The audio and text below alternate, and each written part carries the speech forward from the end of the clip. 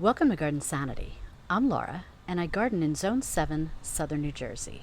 And today, I want to talk about 3 different plants. I want to talk about the Lavender Phenomenal. I want to talk about the tiny quick fires.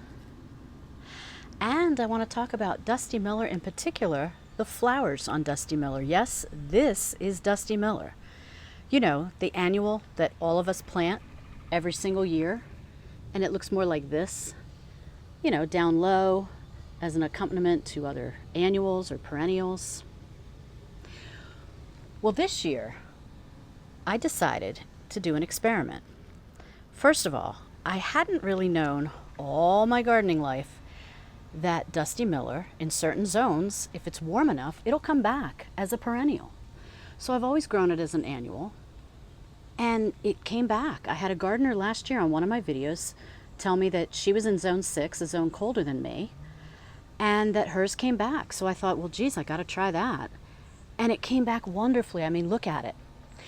And then I read that in the second year, it can put out some flowers, some yellow flowers. Now, what I read was the flowers were described as insignificant, but you know what? Let me step back here so you can see. I don't know if I'd call this insignificant. It's beautiful. They almost look like yarrow. So let's take a close look at the flowers. Now, when you look at these flowers, and apologies because of the wind, but they almost resemble mini cone flowers or mini daisies. Now, these are they're kind of past their peak. You see a few here that are at their peak. But the centers of them start to dry out, and then they raise up a little bit. So you get this almost little tiny coneflower look, which is just so pretty. But again, they also look a little bit like miniature daisies. So it's really beautiful. The stalks are very long, very tall, and the stalks are also very silvery white, just like the foliage is. So it's absolutely beautiful.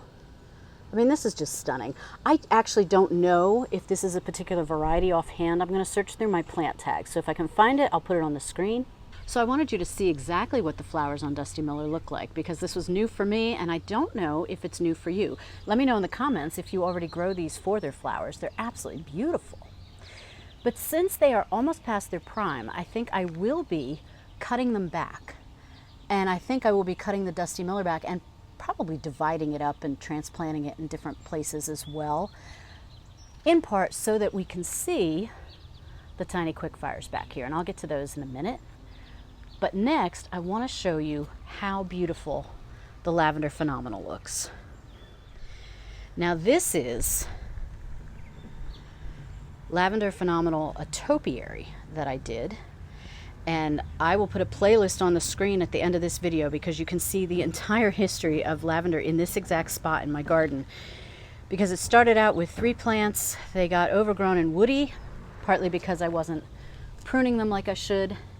Then I show you how to prune them. Then I show you how woody they got and what I decided to do because of the woodiness. And one of the things I decided to do was create imperfect topiaries, because some of the woodiness, as you can see back here, was actually growing upright.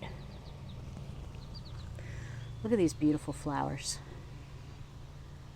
Aren't they stunning? You know, and you've got pollinators. These bees are just loving it. I look forward to the bees every year on this plant. It is just so beautiful. So this is the topiary. And then I've got one plant in the ground down here to give you sort of a 2-level effect. You can see that. I just really like the way that looks. And what else I like is how these look like they're almost like fireworks. Do you see how they jut out from all angles, even down low? It's just absolutely beautiful. And the same up here on the topiary. Now, what you do see on the back is you don't see as many blooms back here. You see 1 or 2, but they're really reaching for the sun, and that's kind of what it'll do. So depending on where you site this, you will get perhaps a lot of the flowers just pointing more towards the sun. You can see the lower ones are more upright. The other thing I want to show you is that down here, last year I thought I was getting more lavender, and I am. So some of these came out from the woody base, like right at the base. And then the rest of these over here came out from the soil. So I got a nice combo. I lucked out. But you can see how the stems are already starting. Do you see how they start to stretch? That's what they do. And if you leave them like that, they're just going to get woodier and woodier, if that's a term. Now the bees are telling me to back up a little bit. So that's the lavender topiary, and it's absolutely stunning. So you can leave these flowers on all summer long, and that's what I do. Or if you want to harvest them to dry them, you can do that as well. But I always choose to leave them on until they dry, leave them on as long as possible, and then I prune them off. I have a video on that as well. So last year I planted 4 tiny quickfires, and there's 3 of them here, and I'll show you the 4th in a minute. So this one that you see here, the bigger one, that was a gallon shrub that Proven Winners sent to me to trial here in my own garden. But I was so excited about these little teeny tiny Panicle hydrangeas that I bought 2 more pint size to put here as well. And one of the reasons I wanted to do my own experiment and see how fast the pint size catch up to the gallon size. Because eventually they will, you know, every plant has a mature size. And with the tiny quickfires, the mature height is only about 1.5 to 3 feet tall at the most. So as you can already see, the one on the left is almost reached the height already of the gallon size. And this guy's coming in a strong second place. But I said that I had 3. Well, the 4th one is over here. And this is the 4th one. And I just transplanted this yesterday. Now I'm going to put on footage from last year. Now you see what I did last year is I planted this one in the other foundation bed, thinking that, you know, it would get partial sun, but I thought it would still be fine. Well, no. If you look at this, it has absolutely beautiful green leaves. It has absolutely no blooms. And it's a little tall. And I think, again, it got tall because it was reaching for the sun. So I transplanted it yesterday. I decided to put it over here, and over time I'm going to fill this area in with perennials. So this will be a nice anchor with its siblings over there to have some nice white blooms in the garden, and then I can fill this in with perennials. What I did this year was I just did my usual lantana. And here is the Tempo GM Rose. And the Tempo GM Rose will not bloom anymore this summer. That is really a spring bloomer. And you can see, though, the leaves are looking really pretty. They did get a little beat up in the heat of the sun. We had, you know, the first or second heat wave. It's hard to tell. They all kind of meld into one another all summer long.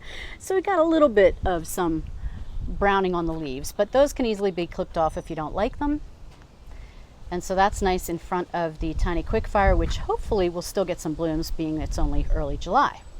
And I do also like the juxtaposition of color of the green of the tiny quickfire along with the blue star juniper behind it. So that's very nice.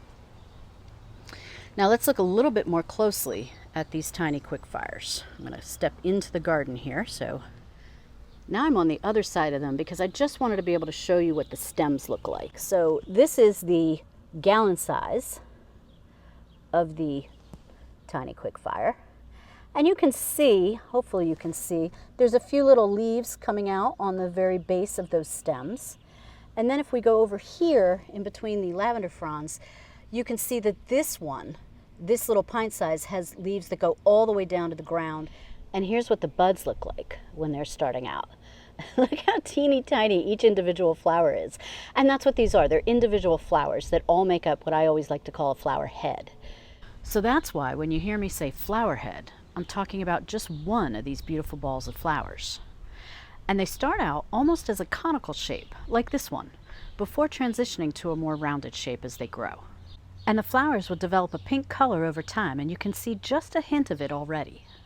I think the flowers have a more true white color, like little quickfire and the full-size quickfire hydrangeas, versus, for example, my little lime punch hydrangea.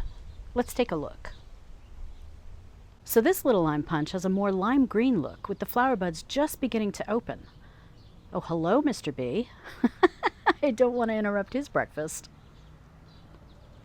So these buds first began showing up in mid-June, so about 2.5 weeks ago. And you can see exactly what they look like here. You can also see that they have very tiny white flowers coming out. Now here's one that's very lime green. But what happens then is they do develop a more creamy white, and I do think it's more of a creamy white. This looks like a nice pale lime green color. It will change to white. And then what's beautiful about the little lime punch, if you aren't familiar with them, is they get a Hawaiian punch color almost. If you're lucky enough, they'll be two-toned or three-toned, because they can be sometimes a dark reddish rose here. They can be like a pinkish here and a white here. It's incredible. So it's really beautiful. I have a whole video on little lime punch and about Panicle hydrangeas in general. If you're upset because yours aren't turning pink like they should, there's a whole host of reasons. So I will also link that video at the end so you can see that. But let's do a side by side. So here is side by side what the little lime punch looks like and what the tiny quickfire looks like. So let me know what you think. Which one looks more white? I'm not sure, but I'm thinking it's the tiny quickfires. And of course, just to give you some perspective, you have the little lime punch here in the lamppost bed, and then in the distance you can see the absolutely beautiful tiny quickfires. So for someone, me, who's had pinky winky hydrangeas as my first love, and those are the really tall ones, I've actually fallen in love with the tiny quickfires as well. So there's the tiny quickfire over there. And you got lantana. You have the Kramer's Red Winter Heath. You have the Blue Star Juniper, just like there's also one back there behind the tiny quickfire. You have a Japanese Hellerai. And then you have these beautiful tiny quickfires. And once I trim back the Dusty Millers, you'll be able to see the tiny quickfires even better. But I loved my experiment. I wanted to see what the flowers look like. Now you can see them too, and see how bushy your Dusty Miller can get if it becomes a perennial for you. And then of course we have the most beautiful Lavender Phenomenal. Until next time, happy gardening.